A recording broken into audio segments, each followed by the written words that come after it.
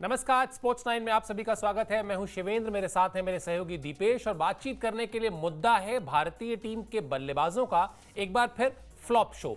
Flop show इसलिए क्योंकि अगर 15 रन पर भारतीय टीम का टॉप ऑर्डर दक्षिण अफ्रीका में T20 मैच में सिमट जाता है तो इसको खराब बल्लेबाजी ही कहा जाएगा। वो जो मैच बनाया या थोड़ा सा उसमें रोमांच आया वो आया गेंदबाजों की बदौलत। ये सब कुछ डिस्कस करेंगे, साथ ही साथ ये भी बातचीत करेंगे कि अब सीरीज किस तरफ जाती दिखाई दे रही है। लेकिन सबसे पहले आपको खबर बता देते हैं। खबर यही है कि दूसरे T20 में भारतीय टीम को हार का सामना करना पड़ा और साउथ अफ्रीका ने दूसरे T20 मुकाबले में 3 विकेट से भारत को हरा दिया। भारतीय टीम की बल्लेबाजी ने निराश किया उसको, जिसका जिक्र मैं अभी कर रहा था। सिर्फ 124 रन स्कोरबोर्ड पर जोड़ पाई भारतीय टीम 20 ओवर के मैच में 124 रन, और साउथ अफ्रीका ने 19वें ओवर तक मैच को लेकर जाना पड़ा साउथ अफ्रीका को, क्योंकि भारत की तरफ से गेंदबाजी बड़ी आला दर्जे की हुई, गेंदबाजी बड़ी शानदार हुई और इसीलिए साउथ अफ्रीका की टीम एक बार तो ऐसा लग रहा था कि अगर एक बल्लेबाज आउट हो जाता तो शायद मैच फंस भी सकता था। यही इस फॉर्मेट की खूबसूरती भी है। लेकिन इस फॉर्मेट की खूबसूरती से अलग जो तस्वीर पसंद नहीं आ रही है दीपेश, या अच्छी नहीं लग रही है, वो भारतीय टीम के टॉप ऑर्डर की जो बल्लेबाजी थी और जिस तरह से आउट हुए। मतलब ये बिल्कुल सच है कि बहुत आक्रामक होकर खेलना चाहिए, ये भी सच है कि अब एक अप्रोच बदला है कि विकेट गिरेगा तो हम शेल में नहीं जाएंगे, लेकिन आप कहां का बॉल कहां मारेंगे कुछ तो सोचेंगे। क्रिकेट का कम से कम बेसिक तो फॉलो करेंगे। वहां तो जो विकेट गिरे, मतलब सूर्या जो है वो मतलब एक तरीके से फुल टॉस पे LBW होते हैं खेलने जा रहे हैं, और दूसरा जो है बल्लेबाज वो इनसाइड आउट मारने जा रहे हैं, आउट हो जा रहे हैं। तो मतलब बड़ी बेसिक गलतियां करके विकेट गिराया है भारतीय टीम ने। बिल्कुल सर, सबकी कहानी यही थी कि जो शॉट सिलेक्शन था वो बड़ा घटिया था, खराब था, और जो गलती न्यूजीलैंड के अगेंस्ट सीनियर बल्लेबाज करते रहे पूरी टेस्ट सीरीज में, कुछ ऐसा ही देखने को मिला दूसरे T20 मैच में भी। अग्रेसिव अप्रोच बहुत ज़रूरी है। संजू सैमसन ने 2 बॉल ओवर की डॉट की, उसके बाद तीसरी गेंद उन्होंने रूम बना के मारने की कोशिश करी। गेंद फेंकने से पहले ही लेग स्टंप को पार करके पहुंच गए थे, लेग स्टंप की जो वाइड होती है उसके पास, कि मैं तो अब रूम बना के इनसाइड आउट खेलूंगा। लेकिन वहीं मार्को यानसन भाई, वो भी इंटरनेशनल गेंदबाज है, उन्होंने दिमाग लगाया, अंदर का गेंद डाल दिया, स्टंप उनके उड़ गए। चलिए ठीक है, 2 मैचेस में सेंचुरी थी, 1-0 हम पचा लेंगे, कोई दिक्कत वाली बात नहीं है। अभिषेक शर्मा, एक बार उनको जेराल्ड कोइट्जी ने उसी ओवर में बाउंसर मारा था जिस पे अपील हुई और अंपायर ने आउट दे दिया और रिव्यू में बच गए कि कहीं भी लगी नहीं थी, वो किसी हाथ पे नहीं लगी थी, ग्लव्स पे नहीं लगी थी या फिर बैट पे नहीं लगी थी, जिस वजह से कैच आउट बच गए। सेम डिलीवरी दोबारा उन्होंने डाला, वहां उन्होंने उस चीज को ठीक करने की जगह बाउंसर पे खेल दिया आड़ा टेढ़ा शॉट, कंट्रोल में थे नहीं, पीछे पकड़े गए। एक ही गेंद पे एक ही ओवर में एक ही बॉलर ने 2 बार उनको आउट कर दिया। एक तरीके से देखा जाए तो सेम सूर्य कुमार यादव अपने फेवरेट शॉट पे गए, आए इधर ऑफ साइड में जाके उधर शॉट खेलने की कोशिश करी, जो अक्सर खेलते हैं थर्ड मैन के ऊपर से या गली के ऊपर से, वो जो शॉट लगातार वो पीछे की साइड फाइन लेग के ऊपर से जो छक्का, बड़ा इंटरेस्टिंग उनका शॉट है जिसके लिए जाने जाते हैं। लेकिन कल फंस गए।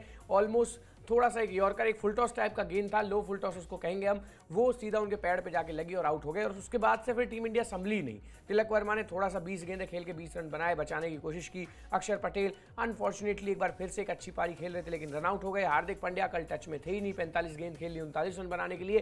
Credit goes to South Africa के गेंदबाज। लेकिन स्टिल थोड़ा सा सर मैं ये मानूंगा कि कल ओवर अग्रेसिव अप्रोच के चक्कर में संभलने का समय ही नहीं मिल पाया और हम रन नहीं बना पाए बोर्ड पे।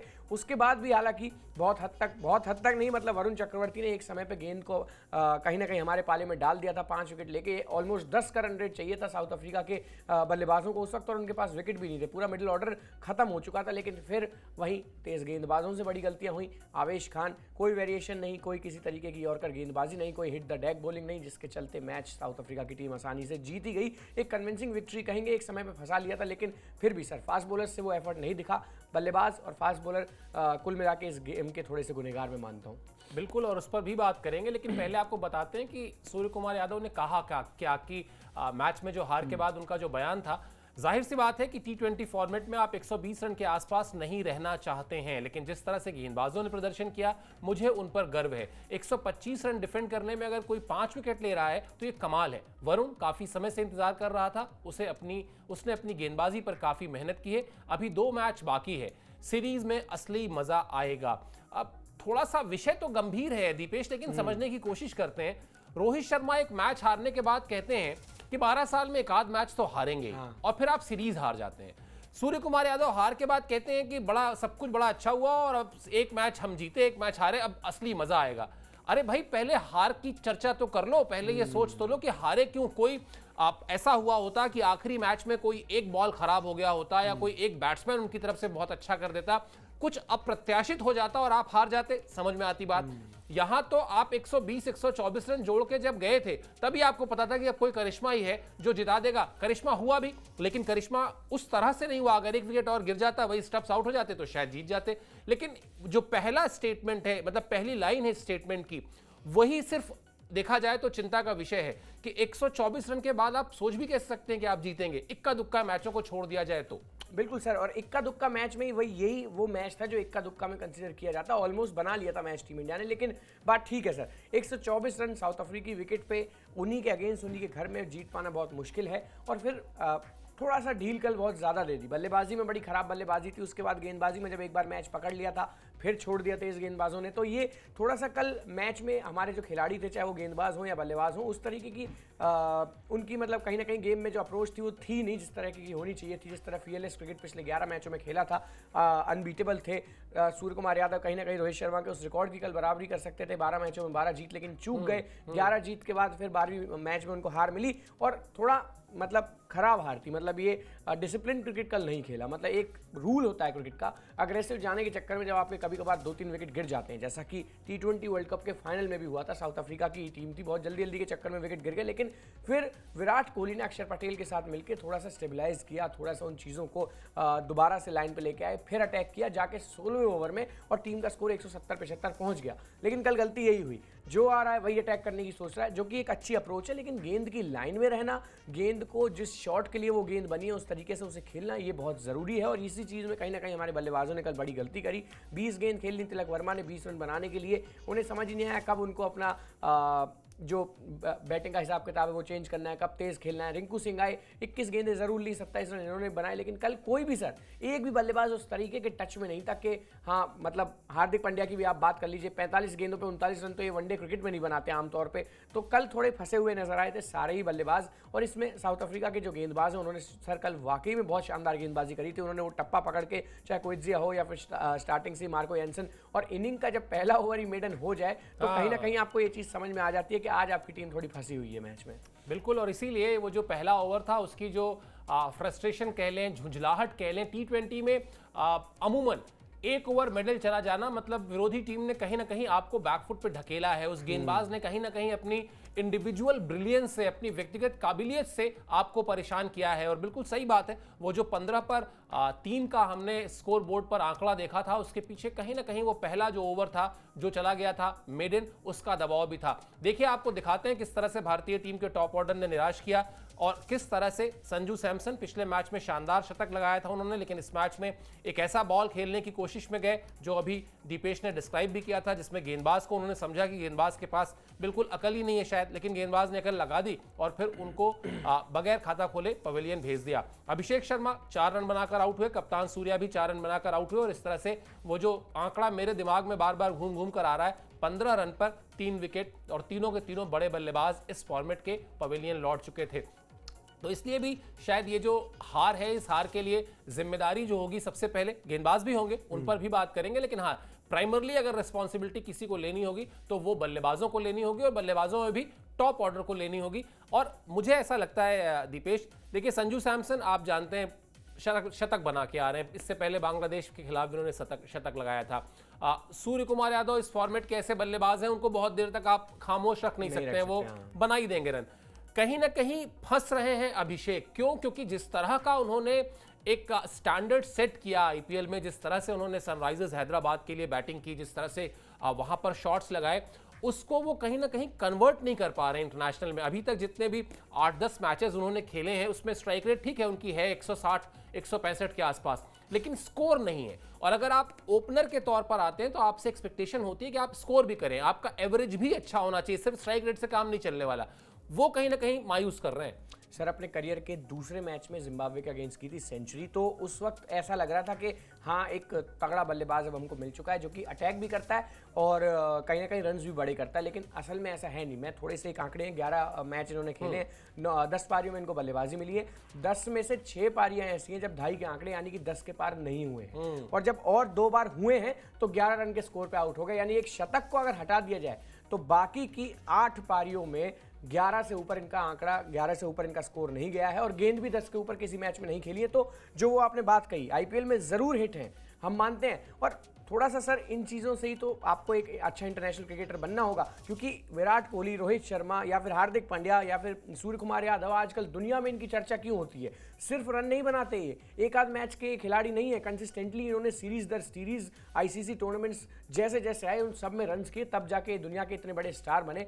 यही आजकल के जो युवा क्रिकेटर हैं, थोड़ा सा इन चीज़ों में ये चीज़ें इनके अंदर लैक करती हैं और ये कर भी रही हैं। आप देख सकते हैं सर, इतना 10 मैचेस का अभी करियर है, बहुत छोटा सा सैंपल साइज है, लेकिन एक सेंचुरी के अलावा कुछ भी नहीं किया है। अब आप एक चीज़ पे ध्यान दे सकते हैं कि आईपीएल में ज़रूर ऐसी विकेटें मिली थी जहां 300 भी एक वक्त पे पॉसिबल लग रहा था, और सनराइजर्स हैदराबाद ने तो अपने ज़्यादातर जो मैच खेले थे वो ऐसी पिचेस पे खेले थे जहां बहुत ज़्यादा फ्लैट विकेट था। और गेंदबाजी का जो लेवल होता है इंटरनेशनल क्रिकेट में, जितना अच्छा हो सकता है उसमें बहुत बड़ी हद तक जो कहीं ना कहीं काम आती है वो पिच भी आती है। पिच आपको जब आप दुनिया में खेलने जाएंगे, जिम्बाब्वे में अलग मिलेगा, वहाँ गेंदबाजी अटैक अलग मिलेगा। ये साउथ अफ्रीका है, यहाँ फास्ट बॉलर्स को मदद मिलती है, हिट द डेक वाले बॉलर्स को मदद मिलती है, तो आपकी बाउंसर्स की तैयारी है कहाँ? अब ऐसा तो है नहीं कि विट्जे और यानसन आपको ला के सीधा ऊपर बैट के नीचे दे देंगे, लीजिए आप लगाते रहिए सामने छक्के, हम खाने के लिए आए हैं। 2 बार आपको एक ही ओवर में उन्होंने आउट किया, बाउंसर पे आप एक बार बचे, दूसरी बार सेम स्पॉट से उन्होंने सेम बाउंसर डाली। आपने सीखा क्या? मतलब एक शॉट आपसे गलत हो गया, दूसरी बार फिर आपने वही गलत शॉट खेल दिया, टॉप एज लग के आप पीछे आउट हो गए। और ये पूरे करियर की, अभी तक जो 10 मैचेस हैं उनकी पूरे करियर की यही कहानी है। मतलब ओवर एग्रेसिव होने के चक्कर में या तो इनको ऊपर गेंद मिल जाए, जो कि इनकी स्लॉट का वो जो सामने का गेंद होता है, जिसमें अक्सर बड़े बल्लेबाज या छोटे छोटे बल्लेबाज भी छक्के लगा देते हैं, कोई बड़ी बात नहीं है ऊपर की बॉल को 6 मारना सामने, लेकिन तैयारी तो आपकी तब पता लगती है ना जब हिट द डेक वाला एक बॉलर आता है, आपकी बॉडी पे लगातार वार करता है, आपके हेलमेट को टारगेट करने की बात करता है। और एक चीज़ है सर, बहुत अच्छा आईपीएल गया था, उस चीज़ को हम नकार नहीं रहे, बहुत अच्छी इन्होंने बल्लेबाजी करी थी, लगातार एग्रेसिव बल्लेबाजी करी थी। 200 के ऊपर स्ट्राइक रेट पूरे टूर्नामेंट में रखना कोई आम बात नहीं है, लेकिन जब फाइनल में मिचेल स्टार्क ने इनको वो आउट स्विंगर डाल के इनका डंडा जब बाहर किया था, एक चीज बड़े आसानी से क्लियर हो गई थी कि अभी ये बल्लेबाज पूरी तरीके से इंटरनेशनल क्रिकेट के लिए तैयार नहीं है। जरूर आईपीएल में रन किए हैं या फिर और भी डोमेस्टिक में थोड़े बहुत रन किए हैं, लेकिन स्टिल इंटरनेशनल का स्टैंडर्ड बहुत अलग है। यही बल्लेबाज जब जाएंगे ऑस्ट्रेलिया या फिर इसके बाद इंग्लैंड की कंडीशंस में, तो वहां तो गेंद स्विंग भी बहुत करता है। इंडिया की कंडीशंस में तो फास्ट बॉलर्स उतने आपको स्विंग कराते दिखेंगे ही नहीं। तो अभी बहुत टेस्ट होना सर बाकी है, बहुत कुछ सीखना बाकी है। बड़े आसानी से एक चीज दूसरे मैच में समझ आ गई कि बाउंसर के आगे बहुत ज्यादा स्ट्रगल करते हैं, जो तेज बॉलर आता है उसके सामने स्ट्रगल करते हैं, बॉडी लाइन के सामने स्ट्रगल करते हैं, ऊपर की गेंद को अच्छा खेलते हैं, आमतौर पर बल्लेबाज खेलते भी हैं, लेकिन ये कुछ कमियां हैं। जब ठीक करेंगे तो उस लेवल का जो स्टैंडर्ड है, जो आप कंसिस्टेंटली टीम में अपनी जगह बचा के रखना चाहते हैं, कि बड़े आसानी से हम एक बात कह देते हैं सर कि इन सीनियर्स को टीम से बाहर करो, भाई ये फिर देखना भी तो पड़ेगा कि उन्होंने 12-15 साल कंसिस्टेंटली उस पोजीशन पर रन किए हैं, दुनिया के हर एक कोने में किए हैं। आपको वो दबदबा, वो दम दिखाना होगा। बार बार लोग कहते हैं कि शुभमन गिल की इतनी पैरवी क्यों होती है, भाई क्यों उनको बार बार टीम में इतनी ज़्यादा जगह दी जाती है, क्यों वाइस कैप्टन बना दिया गया? शुभमन गिल ने बड़ी छोटी सी उम्र से दुनिया के हर कोने में रन किए हैं, चाहे ऑस्ट्रेलिया है चाहे इंग्लैंड में, तो खैर उतना खेले ही नहीं है, लेकिन और भी जहाँ जहाँ गए हैं उन्होंने रन किए। इंडिया के लिए भी पोजीशन चेंज हुई, रन किए, तो रन करने पड़ेंगे, तब आप टीम में ये कह सकते हो कि हाँ मेरी जगह सेफ है। वरना अभी तो यशस्वी जायसवाल को तो T20 फॉर्मेट में लाया ही नहीं गया, जबकि वो इतने अच्छे बल्लेबाज हैं। मिनट लगेंगे आपकी जो पोजीशन है उसे छीनने में। तो ऐसे में सर जो ये मौके मिल रहे हैं, लगातार आपको जो बोला गया है कि लगातार आप ही ओपनिंग करेंगे चाहे कितने यहाँ फ्लॉप हो जाइए, तो उसमें रन्स करने पड़ेंगे, वरना सर कंपटीशन बहुत हाई है। कब आपकी जगह छिन जाएगी और फिर वही लगातार हम सोशल मीडिया पे देखेंगे कि वही जस्टिस फॉर फलाना खिलाड़ी, जस्टिस फॉर ढिगाना खिलाड़ी, उस चीज़ से कुछ होना जाना नहीं है। सिलेक्टर्स ये सब चीज़ें नहीं देखते हैं। बिल्कुल, और बड़ा सीधा सा सबक है। रोहित शर्मा अगर बड़े बल्लेबाज हैं तो इसलिए नहीं क्योंकि वो आईपीएल में रन करते हैं। विराट कोहली के लिए महान शब्द या बड़ा बल्लेबाज इसलिए नहीं कहा जाता कि उन्होंने आईपीएल में बहुत रन किए हैं। इन सब खिलाड़ियों ने अपने आप को इंटरनेशनल क्रिकेट में साल दर साल प्रूव किया है, और इसीलिए इनकी पारियां जो होती हैं उनकी चर्चा होती है। तो फिर दोनों तरह से चर्चा होती है, अंतर्राष्ट्रीय पारियों की भी होती है तो आईपीएल की भी होती है। ऐसा नहीं कि सिर्फ आईपीएल की चर्चा हो रही हो। वैसे तो देखिए तो रोहित शर्मा ने 2-2 आईपीएल तो एक रन के अंतर से कप्तानी में जिताया भी है, लेकिन वो बड़े बल्लेबाज इसलिए क्योंकि अंतर्राष्ट्रीय स्तर पर उन्होंने अपने आप को साबित किया है। अभिषेक जैसे तमाम वो खिलाड़ी जिनको भारतीय टीम में मौका मिलता है, यंग एज में मौका मिलता है, उनके लिए शायद यही सबसे बड़ा सबक भी है कि आप अपनी टीम के लिए, अपनी कंट्री के लिए परफॉर्म करें। आईपीएल से आपको नाम मिल जाएगा, पैसा भी मिल जाएगा, बड़े पॉपुलर भी हो जाएंगे, लेकिन जो आपके साथ चैंपियन जैसा शब्द जुड़ेगा वो तभी जुड़ेगा जब आप अंतर्राष्ट्रीय स्तर पर कुछ बड़ा करें। भारतीय टीम के मिडिल ऑर्डर की बात करते हैं, थोड़ा सा संभला हुआ नजर आया। हालांकि ऐसे मैचेस में बड़ी मुश्किल स्थिति होती है, जैसा अभी दीपेश कह रहे थे, आक्रमण करें तो पता चला एक विकेट और गिर गया तो और हालत खराब हो जाएगी, और अगर बहुत स्लो खेलें तो उस पर भी सवाल उठ जाते हैं।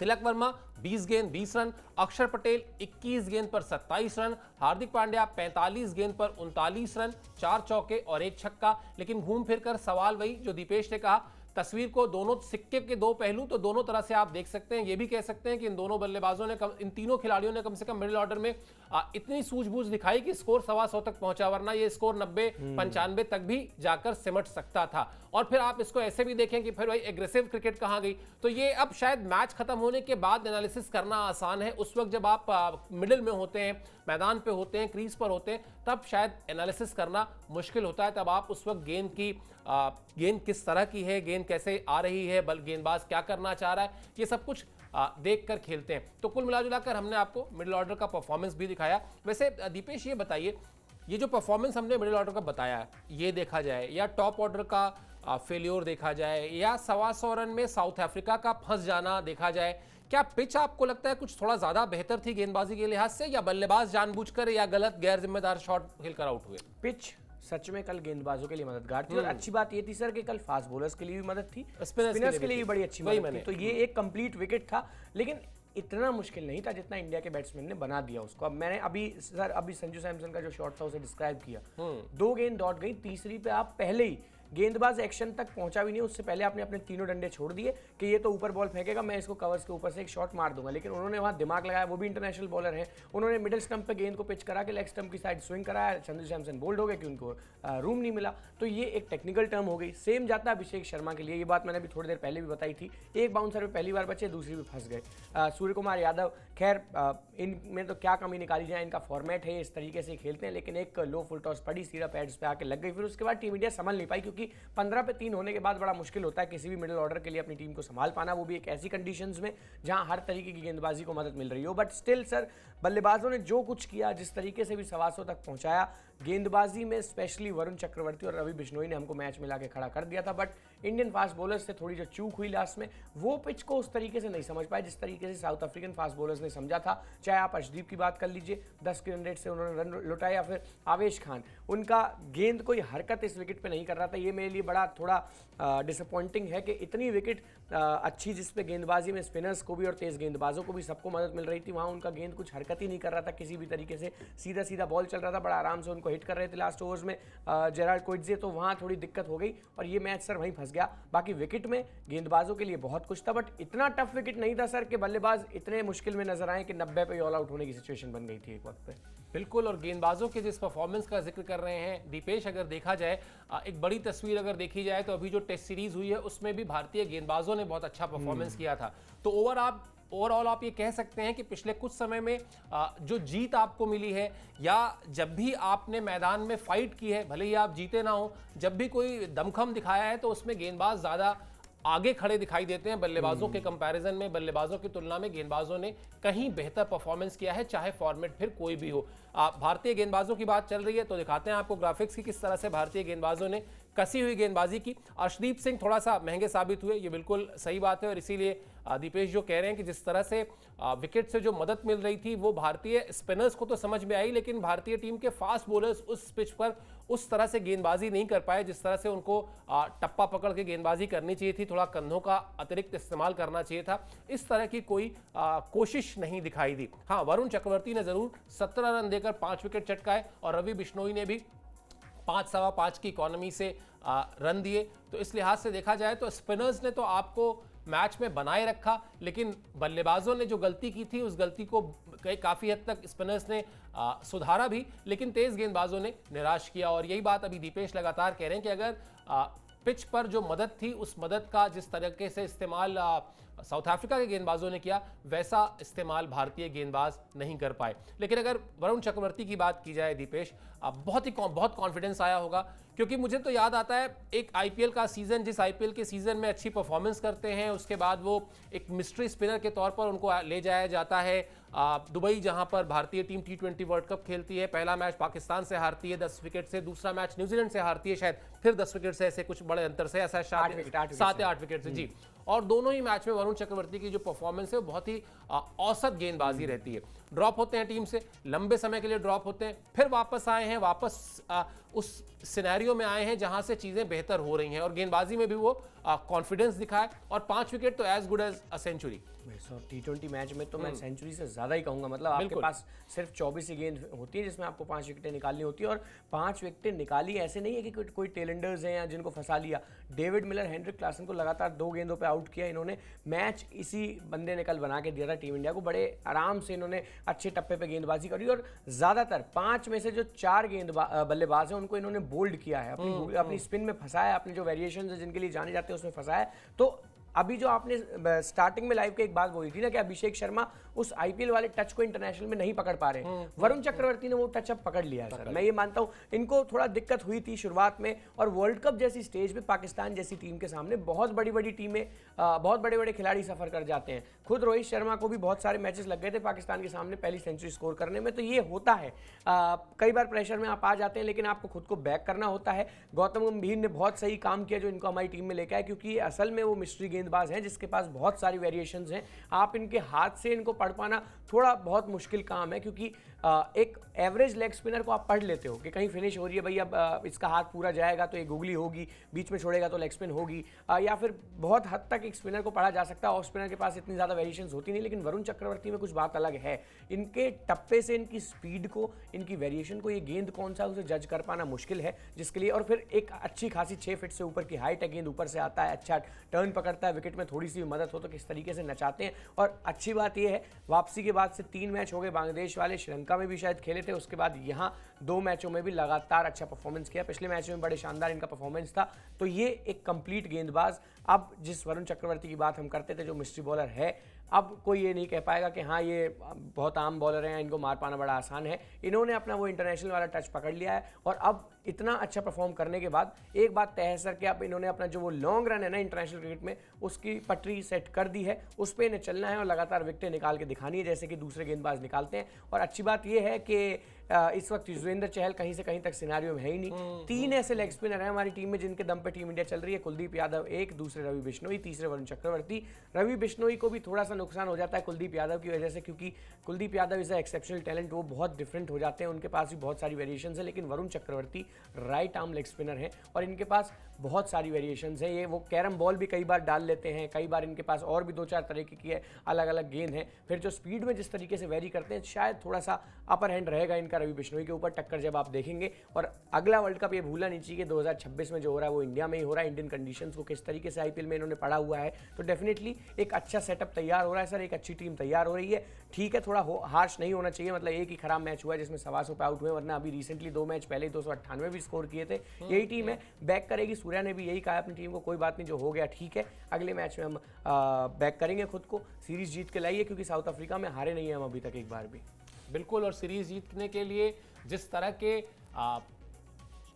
अप्रोच की जरूरत होती है भारतीय टीम में, वो अप्रोच तो दिखता है, मतलब उसको लेकर कहीं से किसी को कोई डाउट नहीं होगा। ये टीम हारती भी है तो भी आपको लगता है कि हाँ ठीक है यार, चलो मैच है। और सबसे बड़ी बात, कोई भी दुनिया की टीम हो, चाहे वो अपने पीक पे रही हो, तब भी कुछ मैचेस उसके भी खराब होते ही थे। तो इसलिए भी शायद हार्श तो वैसे भी नहीं हो रहे, लेकिन इसलिए भी शायद ये टीम बहुत आपको एकजुट दिखाई देती है, क्योंकि सारे खिलाड़ी एक दूसरे पर भरोसा करते हैं। चलिए फटाफट बता देते हैं आपको कि साउथ अफ्रीका में वो किसने विकेट पर जाके खूंटा डाल दिया कि मैच बच गया उनके लिए, वरना मैच उनका भी निकल गया था। ट्रिस्टन स्टब्स की बात कर लेते हैं, जिस तरह से उन्होंने कल बल्लेबाजी की, बहुत देर तक क्रीज पर टिके रहे, कहीं ना कहीं बीच में मैच उन्होंने ही पूरा चलाया, और कहीं ना कहीं भारतीय टीम की जीत के रास्ते में रोड़ा भी वही बने, वरना 125 का स्कोर बनाकर भी भारतीय टीम ये मैच जीत सकती थी। अब बाजी जो है वो 13 नवंबर को तीसरे मैच की है, जहां पर सेंचुरियन में मुकाबला होना है। वो बड़ा ही शानदार ग्राउंड है, सेंचुरियन का नाम आते ही फिर दीपेश कहेंगे आपको सचिन याद आ जाते हैं बार बार। सेंचुरियन का मैदान जैसे ही याद आता है ना दीपेश, मुझे 2003 वर्ल्ड कप का इंडिया वर्सेस पाकिस्तान मैच याद आ जाता है।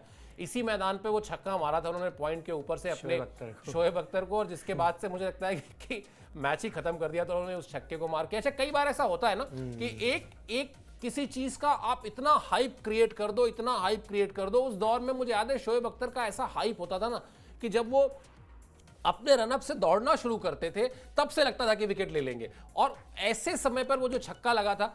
चलिए खैर, कहां से बात कहां पहुंच। नहीं सही है सर, बहुत अच्छी बात है, ये तो अच्छी सेंचुरियन भाई वर्ड ही सेंचुरियन है। सेंचुरियन जो वर्ड है वो उस इंसान के नाम से ही जाना जाता है सर। मतलब खाली मैदान ही नहीं है, अगर क्रिकेटिंग टर्म्स में भी उस वर्ड का मतलब अगर आप जानना चाहेंगे तो सेंचुरियन मीन सचिन तेंदुलकर। बहुत से प्लेयर हैं, दुनिया भर के प्लेयर हैं, लेकिन सचिन सचिन है, ये बात हम भी मानते हैं, सब जानते हैं। उस तरीके का पीक, फिर करियर में एक डिक्लाइन आना, जब पूरी पब्लिक ने सोच लिया कि नहीं अब तो सचिन का हो चुका, उसके बाद फिर खुद को बैक किया, इतनी सारी सेंचुरियां कर दी 2010 के बाद, 11 वर्ल्ड कप में पूरा अप्रोच ही चेंज कर दिया। तो वो तो सर भगवान है, उनकी बात तो जब आप कर ले तभी अच्छी बात है, लोग भी खुश होंगे यहाँ सुन के, कोई बड़ी बात नहीं है। ऐसे किस्से आप बताते रहिए। बाकी शोएब अख्तर को उस मैच में तो खैर मैंने सुना भी है बहुत बार, वसीम अकरम कहते हैं कि अख्तर ने एक वक्त पे बॉलिंग मांगने से मना कर दिया कि नहीं भाई ये बहुत मार रहा है, आज मेरे बस की नहीं है।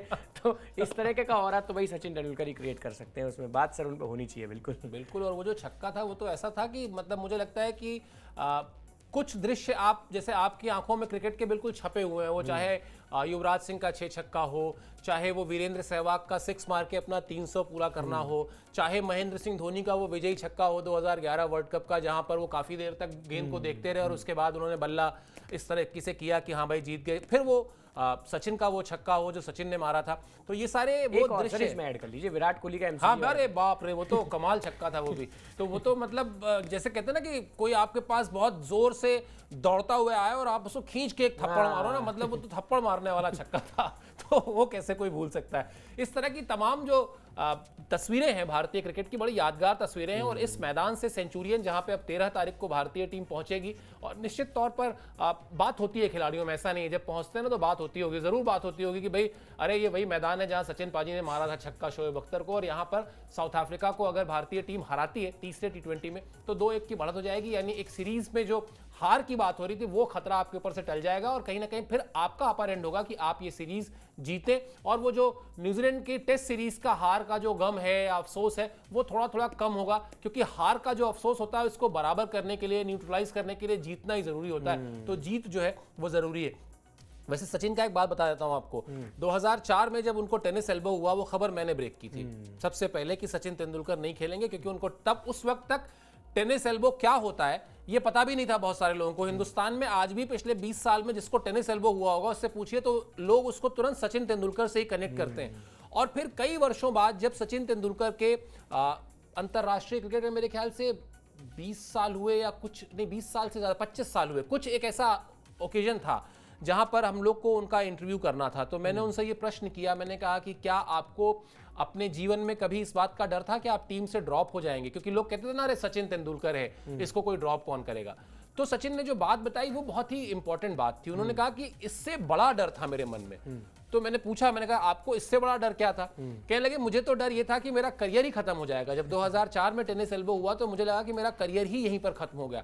लेकिन उसके बाद सोचिए उस खिलाड़ी का वापसी करना और फिर अगले लगभग 8-9 साल तक खेलना, अपने आप को बैक करना, जो आपने कहा सेंचुरीज लगाना, 100 शतक बना देना, ये सब कुछ उस बल्लेबाज की काबिलियत और उस बल्लेबाज के जो कह सकते हैं आप समर्पण रहा इस खेल को लेकर ना, उसका ही डेडिकेशन जो रहा उसका ही परिणाम था। चलिए इस पॉजिटिव नोट पर इस शो को खत्म करते हैं और इस उम्मीद के साथ खत्म करते हैं, इस गुजारिश के साथ खत्म करते हैं कि स्पोर्ट्स 9 को सब्सक्राइब कर लीजिए। इस शो पर आप हमसे जुड़े इसके लिए मेरी और दीपेश की तरफ से बहुत बहुत शुक्रिया और आभार।